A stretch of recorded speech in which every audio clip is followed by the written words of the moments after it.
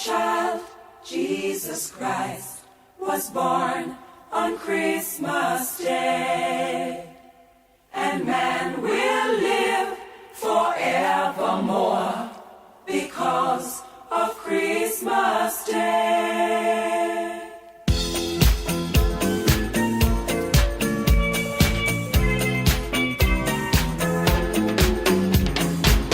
Long time ago in Bethlehem, so the Holy Bible said, Mary's boy child, Jesus Christ, was born on Christmas Day. Wow, keren ya. Wow, megahnya gedung The Church of Nativity di Bethlehem ini. Iya, menarik Keren sekali ya. Wah, suasana di kandang tempat Yesus lahir. Banyak orang datang dan mencium lantai dan di dinding situs ini. Tapi wah, hati-hati kopi.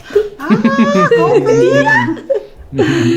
Tapi emang sih tempat ini udah dimodifikasi sedemikian rupa, jadi udah nggak mirip kandang lagi ya. Iya ya, tapi sebenarnya ya, aku mau pengen tahu loh, bentuk kandang Yesus yang original itu seperti apa? Bukan seperti ini pastinya ya. Ini mah udah kayak shrine, tempat pemujaan gitu. Betul. Yang pastinya ini bukan sesuai sama kandang Tuhan, betul nggak sih, Bokso? Iya, betul loh, Se. Karena tempat Yesus lahir itu tuh pastinya kan sangat sederhana begitu. Dan Alkitab sendiri tidak pernah menjelaskan seperti apa, di mana, dan secara detail letaknya di mana. Nah, karena memang di dalam Alkitab tidak menyebutkan secara detail, tentu fokusnya bukan pada tempat, bukan pada benda ataupun juga lokasi. Tetapi justru fokusnya adalah di balik peristiwa Natal itu Tuhan sedang mau menyatakan apa pesannya buat setiap kita. Oh, Bokso, tapi kenapa sih Tuhan tuh membiarkan Maria melahirkan di kandang binatang seperti itu ya? Malah baby Jesus ditaruhnya di tempat makanan binatang pula. Iya bau, Boksu. Kalau misalnya boleh usul sih sama Tuhan, kenapa Tuhan Yesus nggak lahir di istana raja aja yang megah, besar, bisa semua kan ya? fasilitas ada. Nah, lo memang sih kalau kita perhatikan baik-baik yang namanya seorang raja, apalagi raja das raja harusnya lahir di istana. Tetapi sebenarnya kalau kita perhatikan baik-baik di balik semua peristiwa itu yang terjadi, sebenarnya Tuhan sedang mau memberikan sebuah pesan yang indah dalam kehidupan kita. Apa tuh? Nah, waktu itu Kaisar Agustus kan sedang memerintah. Ya. Dalam Lukas pasal 2 ayat yang 1 sampai dengan ayat 7, Kaisar Agustus sedang mengadakan satu sensus, yaitu mencatat orang-orang yang berkuasa ataupun orang-orang yang ada dalam kekuasaannya. Nah, saat itu diadakan agar orang-orang itu bisa tahu berapa banyak, dan yang kedua adalah supaya mereka itu bisa membayar pajak tentunya. Ada pajak. Nah, oleh karena itu orang-orang Yahudi harus kembali ke kota asal mereka masing-masing. Dan bayangin, pada saat yang bersamaan orang-orang tuh datang untuk pulang ke kampung halaman. Pastikan rame sekali. Wah, sesak dan sebagainya. Itu sebabnya penginapan akan sangat penuh sekali. Berarti penginapannya Betul. ya. Dan terpaksa waktu itu Maria yang sedang mengandung harus melahirkan di kandang. Dan ingat baik-baik loh, bahwa Maria melahirkan di kandang bukan karena dia miskin. Bukan karena dia miskin, tetapi karena tidak ada tempat penginapan yang tersisa. Selama ini kita kira miskin. Iya, nggak bisa ternyata nggak ada bayar. penginapan ya. Nah, di balik satu peristiwa yang gak menyenangkan, bayangin aja orang lagi hamil besar, harus bersama dengan tunangannya si Yusuf itu tuh. Waduh, itu pasti kondisinya gak enak banget kan? Iya. Capek. Tetapi justru di balik peristiwa ini sebenarnya Tuhan sedang mau menggenapkan apa yang dinubuatkan oleh Nabi Mika.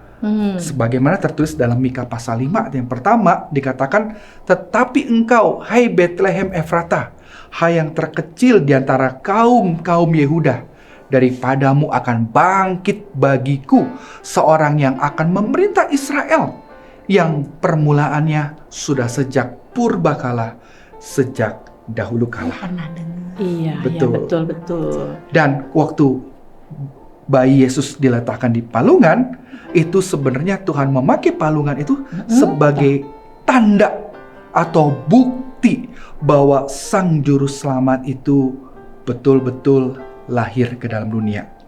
Itu sebabnya waktu lagi para gembala bertemu dengan para malaikat, Iya. malaikat berkata dalam Lukas pasal yang kedua ayat yang ke-12, dikatakan, dan inilah tandanya bagimu, kamu akan menjumpai seorang bayi yang dibungkus dengan lampin dan terbaring di dalam palungan.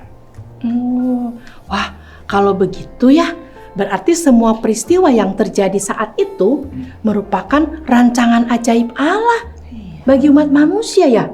Benar sekali loh, Nah, itu sebabnya seorang intelektual Kristen pernah berkata bahwa seluruh sejarah yang ada dalam dunia ini adalah kisah yang Tuhan nyatakan. History is history. History is history. Iya. Itulah yang terjadi dalam kehidupan Yusuf dan Maria. Maka waktu Maria mendapatkan pesan dari malaikat bahwa dia akan mengandung Sang Juru Selamat, maka Maria berkata, jadilah padaku menurut perkataanmu. Hebat Maria. Sejak itulah kehidupan Maria akan dipakai Tuhan untuk menjadi bagian daripada penggenapan nubuatan Allah. Wah, luar biasa ya. Nah, tahu nggak, hal yang sama juga akan terjadi loh. Ketika firman Tuhan itu mengendalikan hidup seseorang, maka peristiwa-peristiwa yang terjadi dalam kehidupannya hanya menolong kita untuk memenuhi kehendak Allah. Oh gitu. Boksu mau nanya, kalau berita tentang kelahiran Mesias ini kan pertama-tama dikasih taunya ke gembala ya. Gembala itu kan nggak dikenal sama orang-orang gitu. Kenapa gembala ya? Bukan imam atau ahli Taurat yang mereka belajar gitu kan? Iya loh ya, bukankah para imam dan ahli Taurat yang harusnya pertama kali ya dikasih tahu tentang kelahiran Mesias itu? Mereka kan orang-orang yang paham tentang nubuatan-nubuatan dari nabi-nabi yang perjanjian lama. Ya, sebenarnya kalau kita perhatikan, mereka sebenarnya adalah orang yang harusnya tahu, harusnya juga bersuka cita bahwa Sang Juru Selamat itu, Mesias itu sudah lahir. Iya ya. Nah, tetapi justru berita itu disampaikan kepada para gembala, yang saat itu pekerjaan gembala adalah pekerjaan yang mungkin tidak populer. Bahkan orang-orang yang bekerja sebagai gembala adalah orang-orang yang tersisihkan di antara bangsa Israel. Pekerjaan sebagai seorang gembala ini bahkan membuat mereka itu najis mengikuti tata ibadah, dan bahkan membuat mereka merasa selalu jauh dari bait Allah selama berminggu-minggu. Karena bau gitu, Boksu. Nah, tetapi disinilah keunikannya. Kita bisa belajar bagaimana Tuhan itu mau mengasihi semua orang, termasuk mengasihi setiap kita yang lemah, yang terbatas ataupun dipandang rendah, seperti gembala juga seperti kita. Dan menariknya adalah waktu Tuhan Yesus hadir, dia juga menyatakan diri sebagai gembala bagi umat-umatnya. Iya, Dia sebagai gembala yang mengasihi umat-umatnya, yang bisa berjumpa dengan umatnya. Bahkan setiap orang, baik orang itu orang kaya, orang miskin, pejabat atau orang rendah, itu bisa berjumpa dengannya. Itulah kenapa kok gembala. Iya. Boksu, terus ada juga kan ya di Alkitab tuh yang syair yang dinyanyiin sama malaikat. Kemuliaan bagi Allah di tempat yang maha tinggi, dan damai sejahtera di bumi di antara manusia yang berkenan kepadanya. Apa artinya ya? Kalau kemuliaan bagi Allah itu mudah dimengerti, karena memang kemuliaan tertinggi hanya bagi Allah. Nah, ini yang nggak tahu nih artinya damai sejahtera di bumi di antara manusia yang berkenan kepadanya. Itu. Ya, soal damai ya. Betul. Nah, bagi orang-orang Romawi saat itu, Ya. yang namanya damai itu kalau seseorang itu menang dalam peperangan. Kalau dia berperang terus memenangkan peperangan, maka kedamaian itu bisa diciptakan. maka tidak lagi ada lagi pemberontakan, tidak lagi kerusuhan. Nah, itu bagi orang Romawi, bagi orang-orang saat itu. Tetapi ketika malaikat menyatakan tentang berita baik ini, berita baik ini bukan berita yang menyatakan tentang seorang yang akan membebaskan bangsa Israel dari peperangan atau memenangkan peperangan seperti seorang pendekar atau prajurit.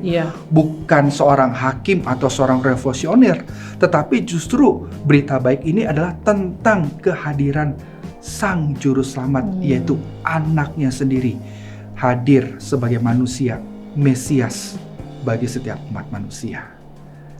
Dan kemenangan yang sedang dikerjakan ini bukan kemenangan melalui peperangan, tetapi kemenangan melalui kehadiran Kristus, melalui palungan, bahkan diakhiri melalui Kristus disalib. Ketika dia disalib, dia memenangkan kehidupan dan menghadirkan kedamaian.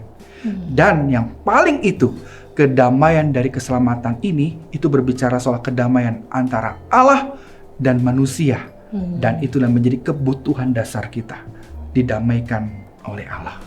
Ya. Tapi kenapa sih Boksu Tuhan tuh susah-susah gitu mau melakukan semuanya ini? Dia kan bisa aja milih orang-orang pilihan dia, terus langsung aja diangkat ke surga gitu kan? Nggak usah capek-capek kayak gini. Iya, gini aja kayak simsalabim, kayak Berfirman semua jadi kan ya Lause? Iya, bisa aja sih Lause langsung diangkat dan sebagainya. Tetapi justru Tuhan punya rencana yang agung bagi setiap orang-orang yang telah mendapatkan kedamaian atau berita yang ajaib ini. Sama seperti para gembala ketika mereka mendengar sendiri bagaimana malaikat menyatakan kesukaan besar, bagaimana juga mereka boleh melihat sendiri bayi Yesus Sang Mesias itu yang terbaring dalam palungan. Ketika mereka melihat semuanya itu, mereka kembali dengan penuh sukacita. Dan mereka tidak diam saja loh, saudara. Mereka menceritakan kepada setiap orang akan berita sukacita ini. Dan itulah sama seperti gembala, kita dipanggil untuk menyatakan berita agung ini sampai nanti Yesus datang kedua kalinya. Jadi Boksu penerapan minggu ini apa ya? Apa ya nih? Nah, setidaknya ada 3 hal nih selesai yang bisa kita pelajari. Yang pertama, bahwa peristiwa Natal yang digambarkan dalam Lukas pasal 2 ini ingin menunjukkan bagaimana Tuhan memakai setiap peristiwa dalam hidup seseorang untuk menggenapi kehendak-Nya.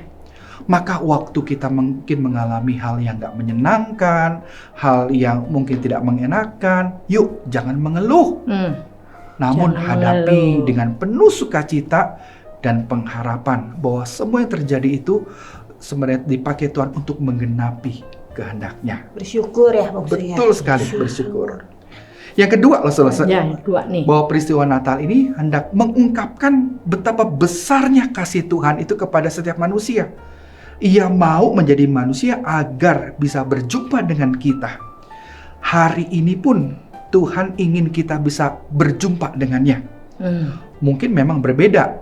Pada saat itu orang-orang Israel bisa melihat secara langsung. Iya. Tetapi hari ini kita pun juga bisa mengalami Tuhan atau berjumpa dengan Tuhan melalui doa, melalui ibadah, bahkan waktu membaca firman Tuhan kita bisa berjumpa dengan Tuhan.